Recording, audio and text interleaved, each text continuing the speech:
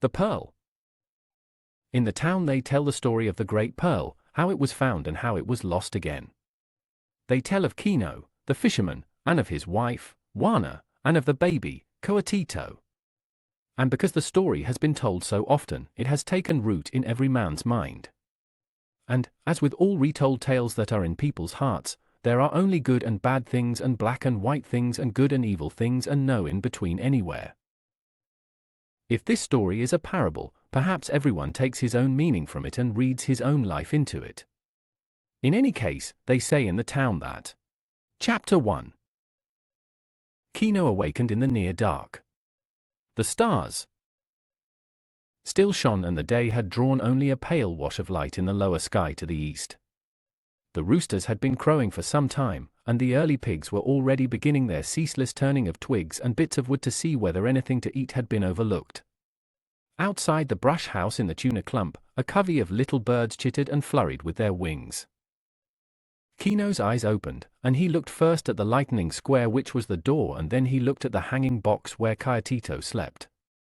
And last he turned his head to Wana, his wife, who lay beside him on the mat, her blue head shawl over her nose and over her breasts and around the small of her back. Wana's eyes were open too. Kino could never remember seeing them closed when he awakened. Her dark eyes made little reflected stars.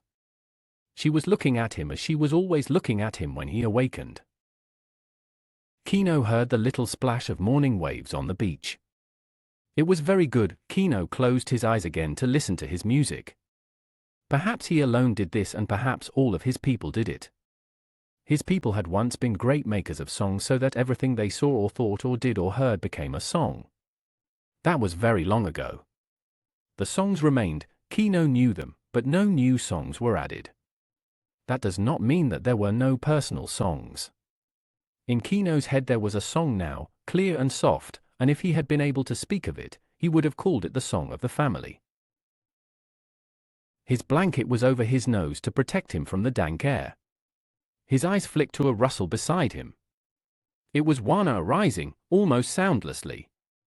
On her hard bare feet she went to the hanging box where Coatito slept, and she leaned over and said a little reassuring word. Coatito looked up for a moment and closed his eyes and slept again. Wana went to the fire pit and uncovered a coal and fanned it alive while she broke little peach over it. Now Kino got up and wrapped his blanket about his head and nose and shoulders. He slipped his feet into his sandals and went outside to watch the dawn. Outside the door he squatted down and gathered the blanket ends about his knees. He saw the specks of Gulf clouds flame high in the air. And a goat came near and sniffed at him and stared with its cold yellow eyes. Behind him Wana's fire leaped into flame and threw spears of light through the chinks of the brush house wall and threw a wavering square of light out the door. A late moth blustered in to find the fire. The song of the family came now from behind Kino. And the rhythm of the family song was the grinding stone where Wana worked the corn for the morning cakes. The dawn came quickly now, a wash, a glow, a lightness, and then an explosion of fire as the sun arose out of the gulf. Kino looked down to cover his eyes from the glare. He could hear the pat of the corn cakes in the house and the rich smell of them on the cooking plate. The ants were busy on the ground, big black ones with shiny bodies, and little dusty quick ants. Kino watched with the detachment of God while a dusty ant frantically tried to escape the sand trap an ant lion had dug for him. A thin, timid dog came close and, at a soft word from Kino, curled up, arranged its tail neatly over its feet, and laid its chin delicately on the pile. It was a black dog with yellow gold spots where its eyebrows should have been. It was a morning like other mornings and yet perfect among mornings. Kino heard the creak of the rope when Wana took Coatito out of his hanging box and cleaned him and hammocked him in her shawl in a loop that placed him close to her breast. Kino could see these things without looking at them. Wana sang softly an ancient song that had only 3 notes and yet endless variety of interval. And this was part of the family song too. It was all part. Sometimes it rose to an aching chord that caught the throat, saying this is safety, this is warmth, this is the whole. Across the brush fence were other brush houses, and the smoke came from them too, and the sound of breakfast, but those were other songs. Their pigs were other pigs, their wives were not Wana. Kino was young and strong, and his black hair hung over his brown forehead. His eyes were warm and fierce and bright, and his mustache was thin and coarse. He lowered his blanket from his nose now, for the dark poisonous air was gone and the yellow sunlight fell on the house. Near the brush fence 2 roosters bowed and fainted at each other with squared wings and neck feathers ruffed out. It would be a clumsy fight. They were not game chickens. Kino watched them for a moment, and then his eyes went up to a flight of wild doves twinkling inland to the hills. The world was awake now, and Kino arose and went into his brush house. As he came through the door, Wana stood up from the glowing fire pit. She put Kayatito back in his hanging box, and then she combed her black hair and braided it in 2 braids and tied the ends with thin green ribbon. Kino squatted by the fire pit and rolled a hot corn cake and dipped it in sauce and ate it. And he drank a little pulque, and that was breakfast. That was the only breakfast he had ever known outside of feast days and one incredible fiesta on cookies that had nearly killed him. When Kino had finished, Wana came back to the fire and ate her breakfast.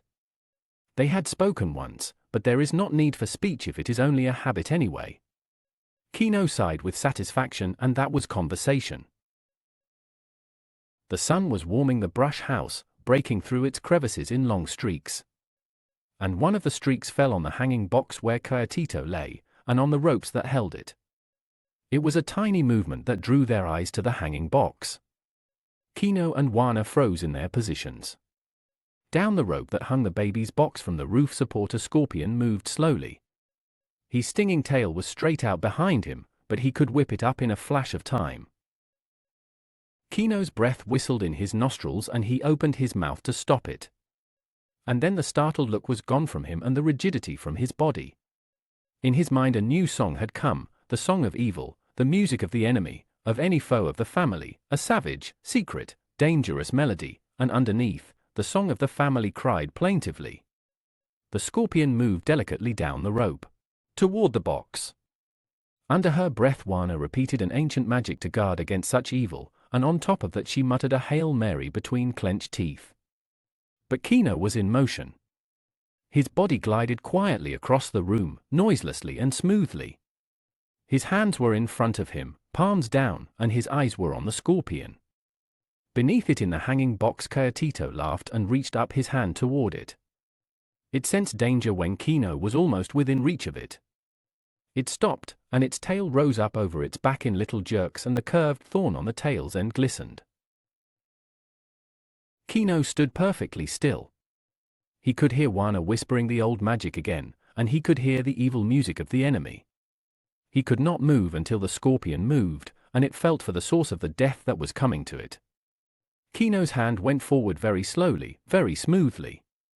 The thorn tail jerked upright. And at that moment the laughing Kayatito shook the rope and the scorpion fell. Kino's hand leaped to catch it, but it fell past his fingers, fell on the baby's shoulder, landed and struck. Then, snarling, Kino had it in his fingers, rubbing it to a paste in his hands. He threw it down and beat it into the earth floor with his fist, and Kayatito screamed with pain in his box. But Kino beat and stamped the enemy until it was only a fragment and a moist place in the dirt. His teeth were bared and fury flared in his eyes, and the song of the enemy roared in his ears. But Wana had the baby in her arms now. She found the puncture with redness starting from it already. She put her lips down over the puncture and sucked hard and spat and sucked again while Kayatito screamed. Kino hovered, he was helpless, he was in the way. The screams of the baby brought the neighbors.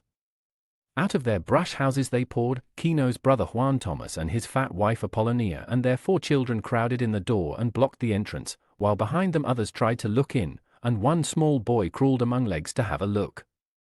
And those in front passed the word back to those behind were scorpion. The baby has been stung. Wana stopped sucking the puncture for a moment.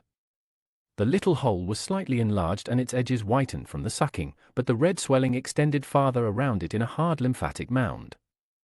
And all of these people knew about the scorpion. An adult might be very ill from the sting, but a baby could easily die from the poison. First, they knew, would come swelling and fever and tightened throat, and then cramps in the stomach, and then Kayatito might die if enough of the poison had gone in. But the stinging pain of the bite was going away. Kayatito's screams turned to moans. Kino had wondered often at the iron in his patient, fragile wife. She, who was obedient and respectful and cheerful and patient, she could arch her back in child pain with hardly a cry. She could stand fatigue and hunger almost better than Kino himself. In the canoe she was like a strong man. And now she did a most surprising thing. "The doctor," she said. "Go to get the doctor." The word was passed out among the neighbors where they stood close packed in the little yard behind the brush fence. And they repeated among themselves, "Wana wants the doctor." A wonderful thing, a memorable thing, to want the doctor. To get him would be a remarkable thing. The doctor never came to the cluster of brush houses. Why should he, when he had more than he could do to take care of the rich people who lived in the stone and plaster houses of the town? He would not come, the people in the yard said. He would not come, the people in the door said, and the thought got into Kino. The doctor would not come, Kino said to Wana. She looked up at him, her eyes as cold as the eyes of a lioness. This was Wana's first baby, this was nearly everything there was in Wana's world. And Kino saw her determination, and the music of the family sounded in his head with a steely tone. "Then we will go to him," Wana said, and with one hand she arranged her dark blue shawl over her head and made of one end of it a sling to hold the moaning baby and made of the other end of it a shade over his eyes to protect him from the light. The people in the door pushed against those behind to let her through. Kino followed her. They went out of the gate to the rutted path and the neighbors followed them. The thing had become a neighborhood affair. They made a quick soft-footed procession into the center of the town, first Wana and Kino, and behind them Juan Thomas and Apollonia, her big stomach jiggling with the strenuous pace, then all the neighbors with the children trotting on the flanks. And the yellow sun threw their black shadows ahead of them so that they walked on their own shadows. They came to the place where the brush houses stopped and the city of stone and plaster began, the city of harsh outer walls and inner cool gardens where a little water played and the bougainvillea crusted the walls with purple and brick red and white. They heard from the secret gardens the singing of caged birds and heard the splash of cooling water on hot flagstones.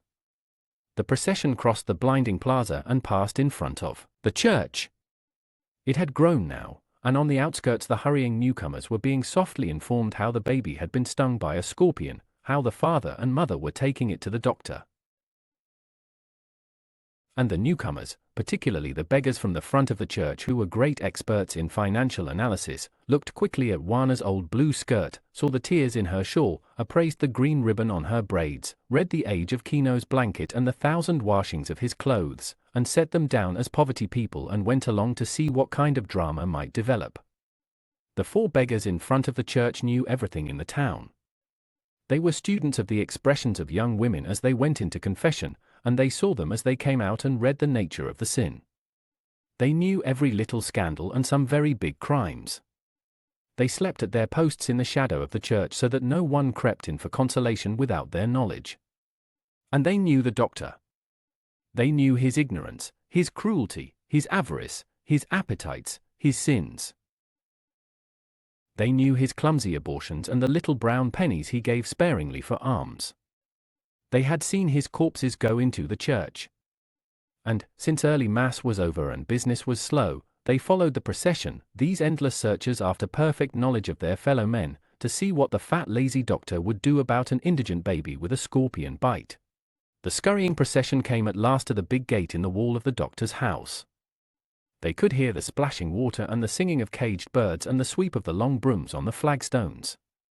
And they could smell the frying of good bacon from the doctor's house. Kino hesitated a moment. This doctor was not of his people. This doctor was of a race which for nearly 400 years had beaten and starved and robbed and despised Kino's race, and frightened it too, so that the indigene came humbly to the door. And as always when he came near to one of this race, Kino felt weak and afraid and angry at the same time. Rage and terror went together. He could kill the doctor more easily than he could talk to him, for all of the doctor's race spoke to all of Kino's race as though they were simple animals. And as Kino raised his right hand to the iron ring knocker in the gate, rage swelled in him, and the pounding music of the enemy beat in his ears, and his lips drew tight against his teeth, but with his left hand he reached to take off his hat. The iron ring pounded against the gate. Kino took off his hat and stood waiting. Curtito moaned a little in Juana's arms, and she spoke softly to him. The procession crowded close the better to see and hear. After a moment the big gate opened a few inches. Kino could see the green coolness of the garden and little splashing fountain through the opening. The man who looked out at him was one of his own race. Kino spoke to him in the old language. "The little one, the firstborn, has been poisoned by the scorpion," Kino said. "He requires the skill of the healer." The gate closed a little, and the servant refused to speak in the old language. "A little moment," he said. "I go to inform myself," and he closed the gate and slid the bolt home. The glaring sun threw the bunched shadows of the people blackly on the white wall. In his chamber the doctor sat up in his high bed. He had on his dressing gown of red-watered silk that had come from Paris, a little tight over the chest now if it was buttoned. On his lap was a silver tray with a silver chocolate pot and a tiny cup of eggshell china, so delicate that it looked silly when he lifted it with his big hand, lifted it with the tips of thumb and forefinger and spread the other 3 fingers wide to get them out of the way. His eyes rested in puffy little hammocks of flesh and his mouth drooped with discontent. He was growing very stout, and his voice was hoarse with the fat that pressed on his throat. Beside him on a table was a small oriental gong and a bowl of cigarettes. The furnishings of the room were heavy and dark and gloomy. The pictures were religious, even the large tinted photograph of his dead wife, who, if masses willed and paid for out of her own estate could do it, was in heaven. The doctor had once for a short time been a part of the great world, and his whole subsequent life was memory and longing for France. That, he said, was civilized living, by which he meant that on a small income he had been able to keep a mistress and eat in restaurants. He poured his second cup of chocolate and crumbled a sweet biscuit in his fingers. The servant from the gate came to the open door and stood waiting to be noticed. "Yes?" the doctor asked. "It is a little Indian with a baby. He says a scorpion stung it." The doctor put his cup down gently before he let his anger rise. "Have I nothing better to do than cure insect bites for little Indians? I am a doctor, not a veterinary." "Yes, patron," said the servant. "Has he any money?" the doctor demanded. "No, they never have any money. I alone in the world am supposed to work for nothing, and I am tired of it. See if he has any money." At the gate the servant opened the door a trifle and looked out at the waiting people. And this time he spoke in the old language. "Have you money to pay for the treatment?" Now Kino reached into a secret place somewhere under his blanket. He brought out a paper folded many times. Crease by crease he unfolded it, until at last there came to view 8 small misshapen seed pearls, as ugly and grey as little ulcers, flattened and almost valueless. The servant took the paper and closed the gate again, but this time he was not gone long. He opened the gate just wide enough to pass the paper back. "The doctor has gone out," he said. "He was called to a serious case." And he shut the gate quickly out of shame. And now a wave of shame went over the whole procession. They melted away. The beggars went back to the church steps, the stragglers moved off, and the neighbors departed so that the public shaming of Kino would not be in their eyes. For a long time Kino stood in front of the gate with Juana beside him. Slowly he put his suppliant hat on his head. Then, without warning, he struck the gate a crushing blow with his fist. He looked down in wonder at his split knuckles and at the blood that flowed down between his fingers.